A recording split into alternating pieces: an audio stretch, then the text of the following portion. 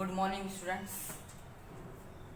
अभी इसके पहले हमने पढ़ा था न्यूटन्स के 3 इक्वेशंस ऑफ मोशन। अब हम पढ़ेंगे न्यूटन्स का लॉ ऑफ मोशन। न्यूटन्स ने 3 लॉ दिए थे। फर्स्ट लॉ ऑफ मोशन, पहले लॉ ऑफ मोशन इसका क्या बोलता है? पहला लॉ ऑफ मोशन इसका ये बोलता है कि ये ऑब्जेक्ट आपका तब तक रेस्ट पर है जब तक कोई अनबैलेंस फोर्स इसके ऊपर अप्लाई ना किया जाए। अब क्वेश्चन राइज होते हैं, बैलेंस फोर्स और अनबैलेंस फोर्स क्या होता है? बैलेंस फोर्स क्या होता है? जैसे कि अगर मैं किसी को मारा और सामने वाले ने भी मुझे ऐसे मारा, तो उसका फोर्स अगर मेरा फोर्स दोनों बराबर हो गया, यानी 5 दोनों हमने बराबर मारा, इसका मतलब बैलेंस फोर्स। और अनबैलेंस फोर्स कब होगा? जैसे अगर मैं 6 न्यूटन से मार रहा हूँ, अगर वो मुझे 7 न्यूटन से मारा, तो मेरा हाथ क्या जाएगा ऑटोमेटिकली पीछे। इसका मतलब अनबैलेंस फोर्स, यानी बराबरी नहीं है। तो ठीक उसी तरह ये ऑब्जेक्ट जो है आपका तब तक रेस्ट पर रहेगा जब तक अनबैलेंस फोर्स देकर इसको आगे की तरफ या तो पीछे की तरफ न बढ़ाया जाए। सेकंड उसने क्या बोला था उसी सेम फर्स्ट ऑफ मोशन में ही, कि अगर ये आपका ऑब्जेक्ट अगर मूव कर रहा है, क्या कर रहा है? मूव कर रहा है, ये कब तक नहीं रुकेगा? जब तक आप इसके ऊपर अनबैलेंस फोर्स नहीं लगाओगे। यानी आप गाड़ी आपकी चल रही है, अब बाइक चला रहे हो, कार चला रहे हो, अगर आप कार बाइक चला रहे हो तो आपके कार हो चाहे बाइक कब तक नहीं रुकेगी? जब तक आप ब्रेक देकर उसके ऊपर अनबैलेंस फोर्स अप्लाई नहीं करोगे। ये क्या था? First law of motion. Second law of motion importance, इसमें क्या था? इसने ये बताया था जो मोमेंटम होता है वो डायरेक्टली प्रोपोर्शनल होता है अप्लाइड फोर्स के ऊपर। अब मोमेंटम क्या होता है?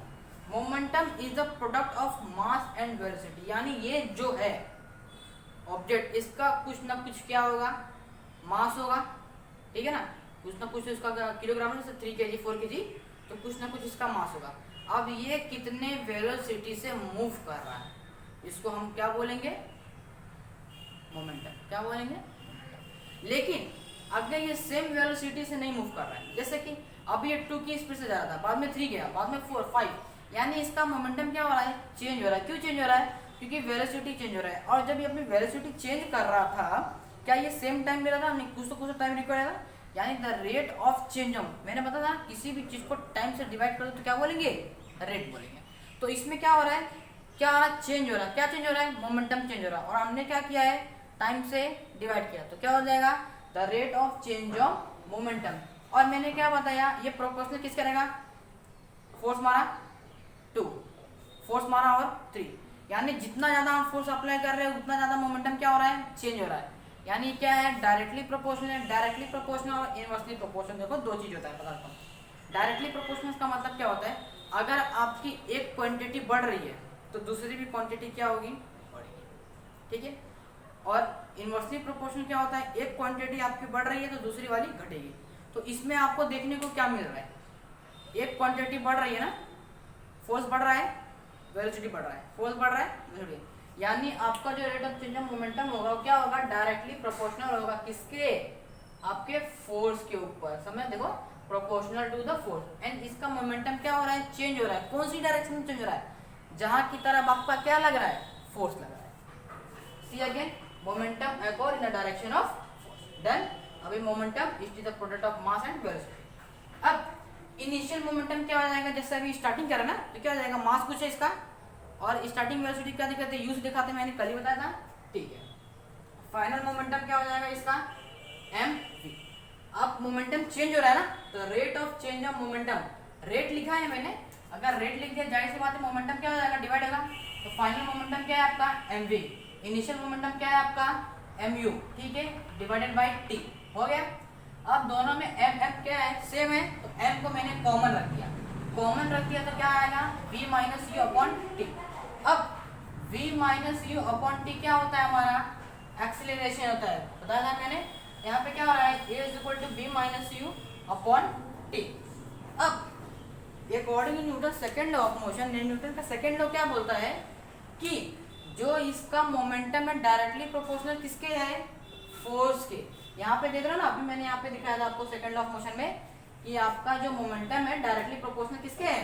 फोर्स के। तो ये हमारा मोमेंटम निकला यहाँ पे, ठीक है। अब इस मोमेंटम को हमने डायरेक्टली प्रोपोर्शनल किससे कर दिया? फोर्स से कर दिया। अब मैंने कई बार बताया आपको, ये जो साइन प्रोपोर्शनल है इसको हटाने के लिए हमको किसकी जरूरत पड़ती है, किसी न किसी कांस्टेंट की। तो मैंने k को क्या कर दिया, कांस्टेंट कर दिया। अब f is equal to M A, k is equal to क्या हो जाएगा 1। अगर k इज इक्वल टू मैंने 1 रखा है तो जाहिर सी बात है किसी भी चीज को 1 से मल्टीप्लाई करो क्या आएगा, सेम आएगा। तो मैंने क्या कर दिया, f is equal to M A. ये सेकंड लॉ ऑफ मोशन था न्यूटन का। अब थर्ड लॉ ऑफ मोशन क्या है, न्यूटन ने थर्ड लॉ में क्या बोला था कि अगर आप किसी भी ऑब्जेक्ट को मारोगे तो वो आपको सेम फोर्स से मारेगा। जैसे इसका मतलब every actions have equal and opposite reaction with simultaneously, as like that.